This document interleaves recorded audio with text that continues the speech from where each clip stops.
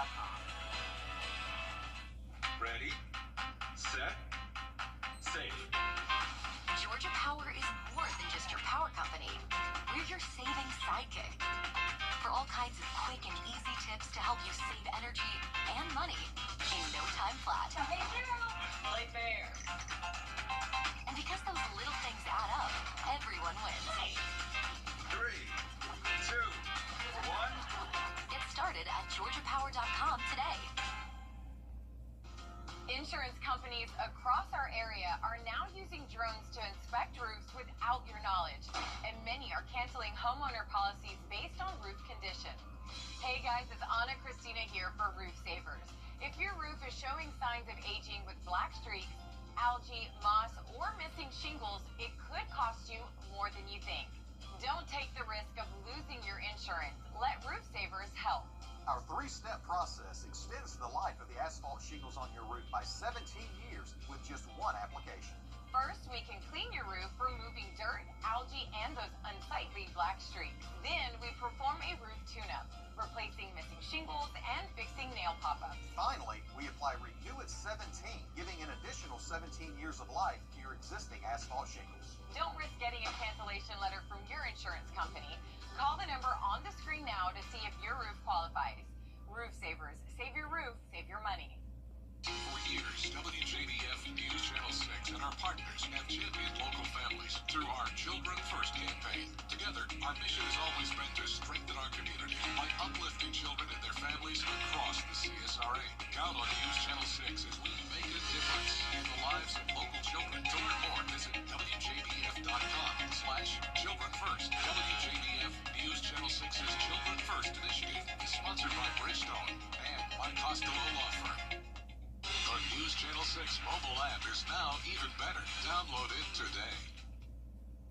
A very warm end to the month of April for us, with temperatures climbing into the mid to upper 80s. We're staying dry for now, but some beneficial rain will head our way as we go into the first weekend of May. I'll break down all the details coming up. Now on News Channel 6 at 6, the latest on the deadly shooting of a Columbia County deputy. What a local organization is doing to take care of his family. They've helped officers in the past, and they're doing it once again. As Your News at 6 starts now. Live from Television Park, this is WJBF News Channel 6 at 6. Hello, everybody. I'm Brad Means. And I'm Jenny Montgomery. Thank you for joining us tonight. Coverage you can count on begins with the community continuing to mourn the loss of Deputy Brandon Sykes following this weekend's officer-involved shooting. Now, a local organization is working to raise donations for the Sykes family. Graham Lee joining us live now with details on that. And Graham, we've talked about this group before.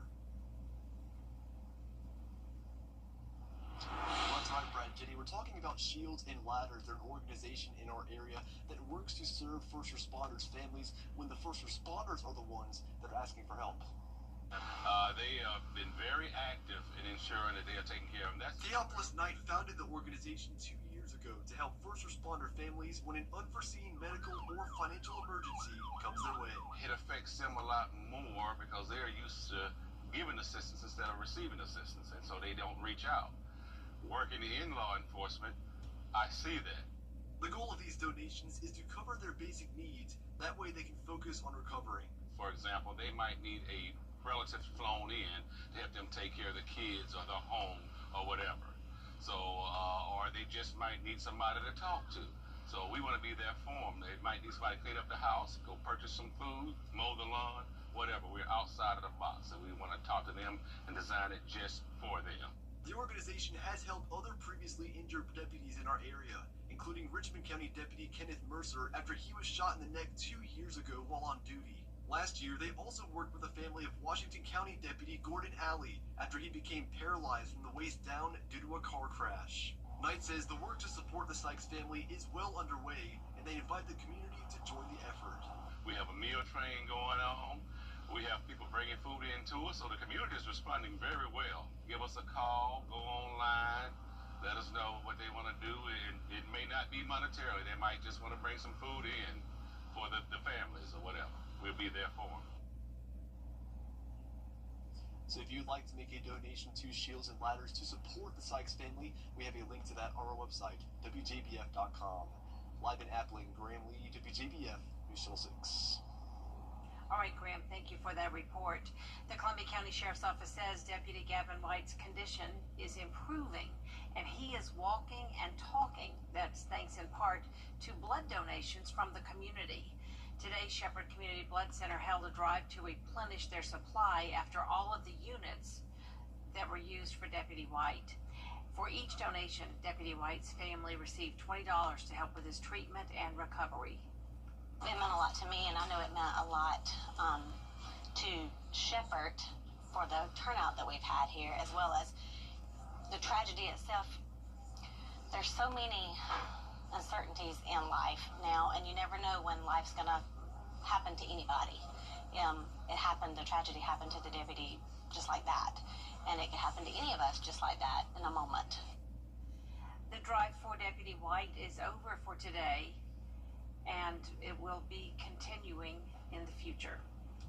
It is time now for our first check of our weather. Here's Chief Meteorologist John Petracci. Well, we're back to beautiful blue skies here as we take a look at our Terry Limber Hyundai Skyview cam looking in Augusta over the Savannah River. We did have mostly cloudy skies this afternoon, but the clouds are now starting to break apart, and it's nice, dry, and warm weather for us this evening. Now, our almanac came out, and we had a high of 83, very close to our average, and actually the same temperature that we had yesterday. Our low temperature was also close to what we had yesterday, but a little bit warmer at 56. Around the CSRA, we're in the upper 70s through lower 80s, 81 in Thompson, 79 in Allendale, Louisville, you're at 83, Aiken right at 80, 82 in Gibson, and 81 in Lincolnton. The dew points were higher today in the lower 60s in some spots, and that's why those clouds were able to develop, but we're still not seeing any rain, and the winds are pretty light today, only up to around 7 miles per hour, 8 miles per hour now in Augusta, and those winds are coming out of the southeast. You can see here on satellite and radar, we still have some passing clouds, but conditions are clearing, and we also have those isolated to scattered storms south of Atlanta down to the Florida Panhandle, but most of the southeast is dry. We have a cold front draped across the central U.S. with scattered showers and storms along it, but that high pressure in the Atlantic is still keeping us dry here for now. Here's a look at your evening planner, dropping into the upper 70s by 7 p.m., becoming mostly clear, and we'll be right at the 70-degree mark at the 10 o'clock hour.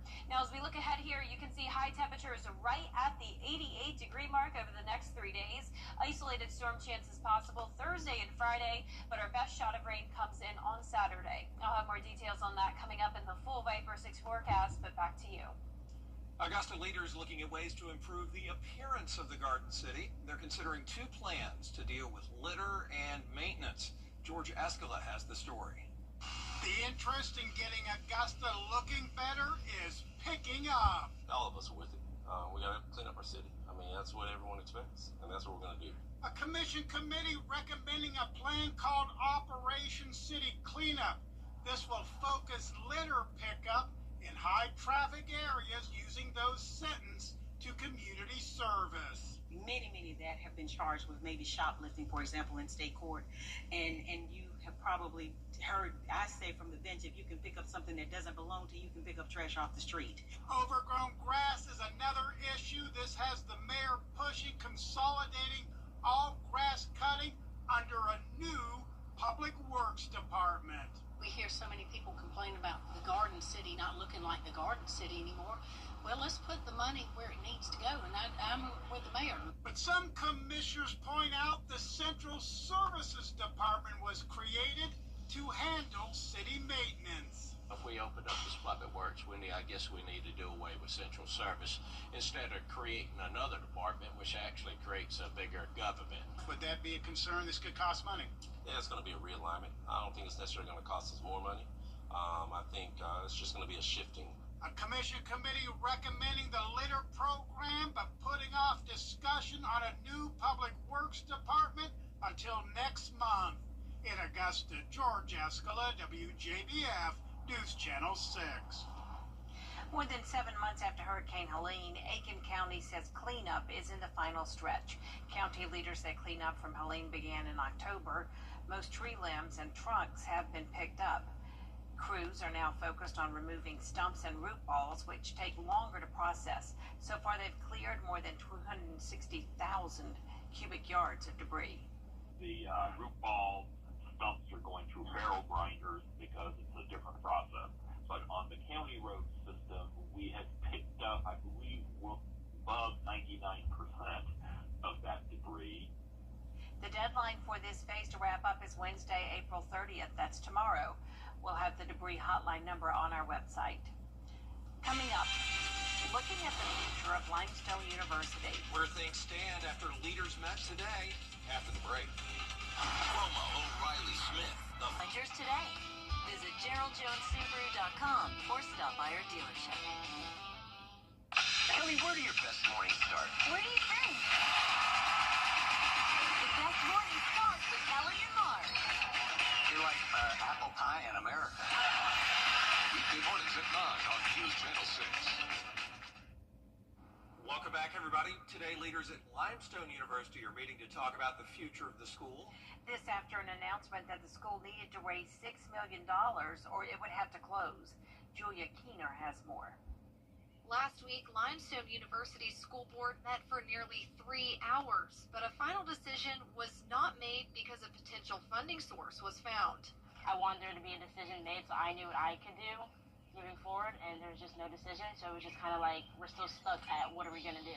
Shortly after that meeting, the school launched Together for Limestone, a public campaign to raise the $6 million the school needs to stay afloat. There was a $1 million donation by the Fullerton Foundation. However, the university has not disclosed the total amount raised, and students are feeling frustrated.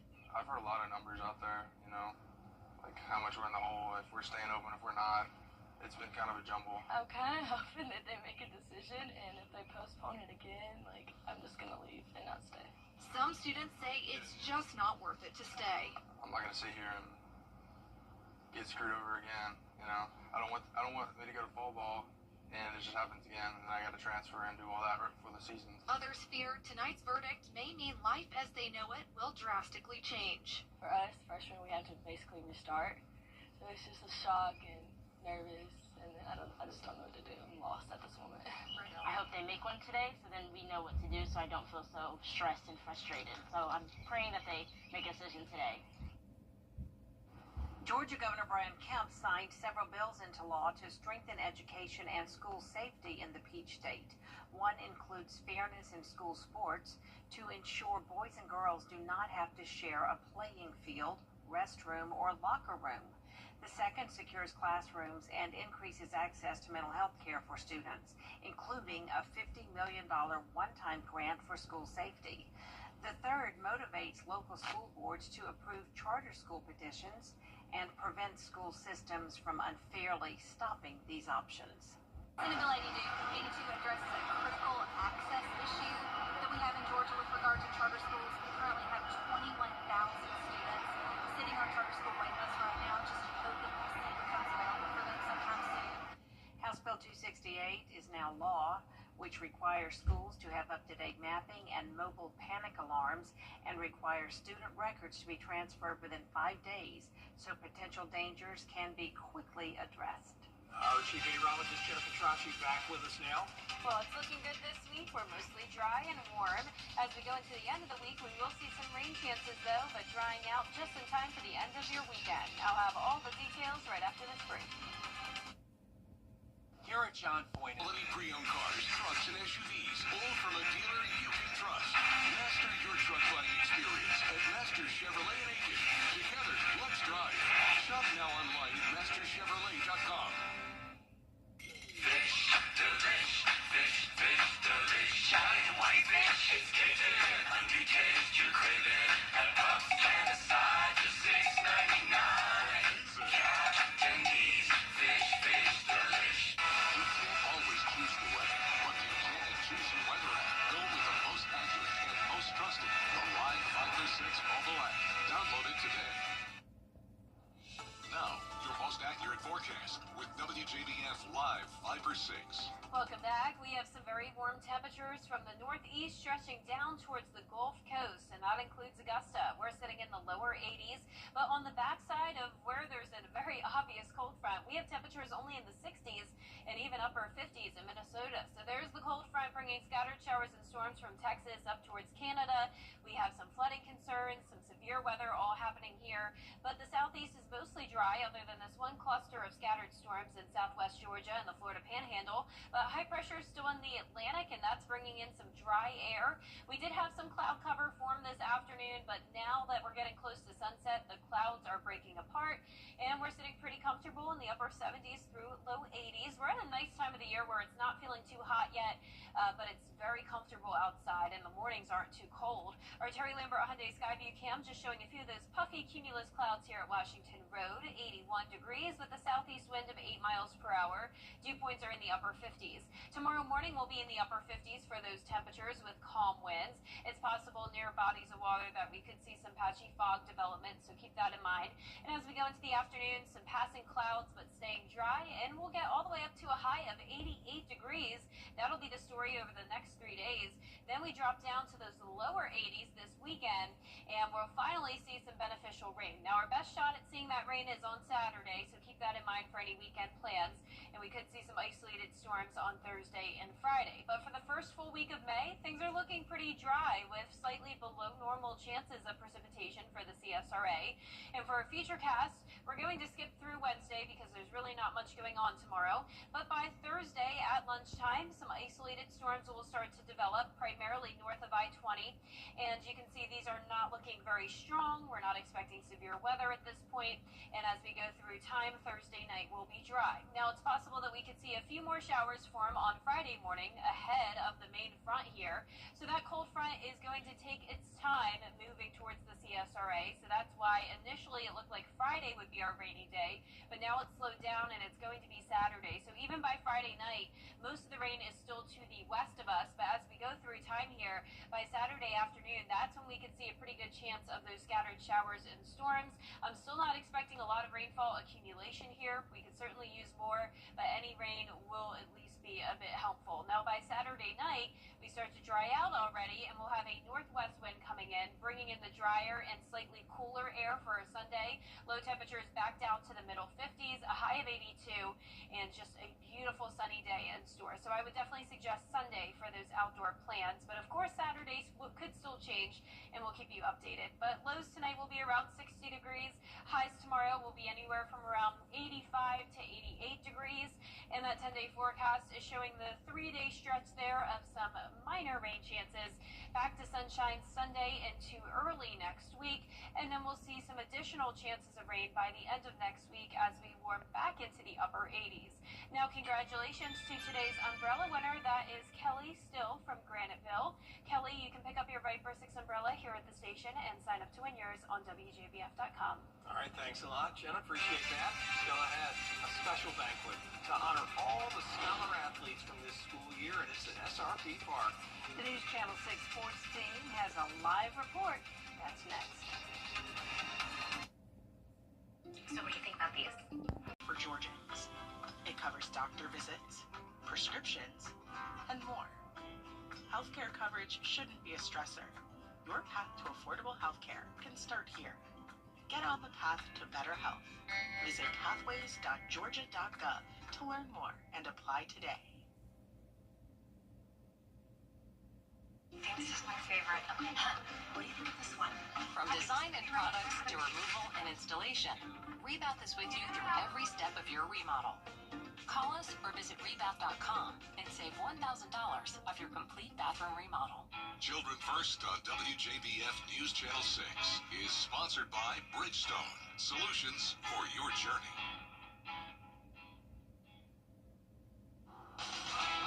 Now, WJBF sports coverage you can count on.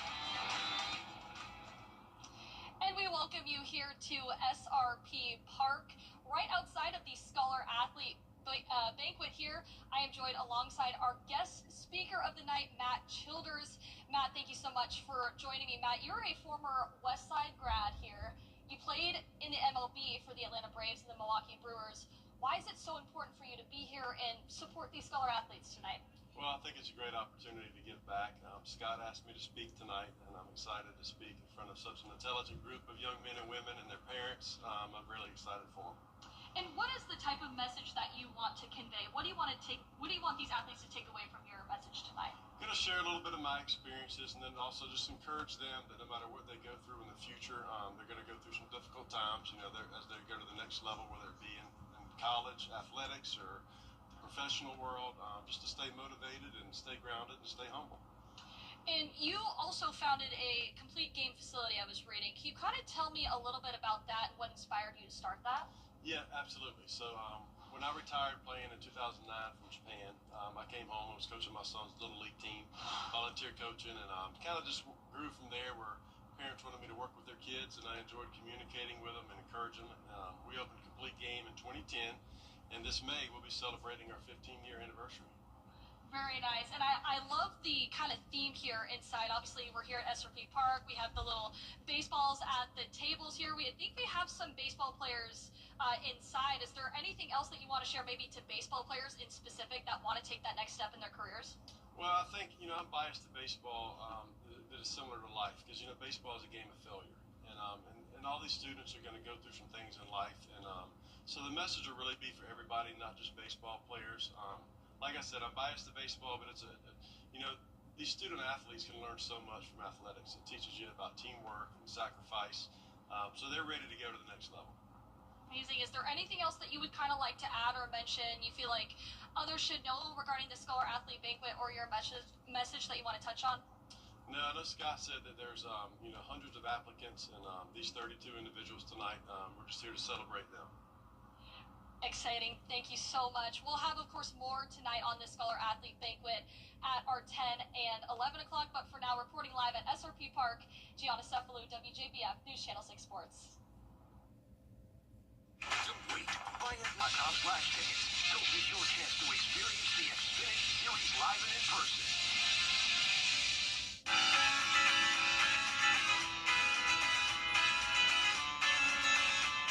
Follow News Channel 6 on Instagram.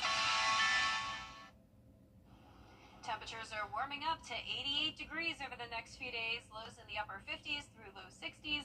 We'll have some isolated storms Thursday and Friday with a higher chance of rain Saturday, but drying out and sunny again on Sunday into early next week. Finally tonight, the 64th Finger Wrestling German Championship was on Sunday. Did you see that? He pulled that guy across the table with his finger. About 180 competitors took part to see who had the strongest finger.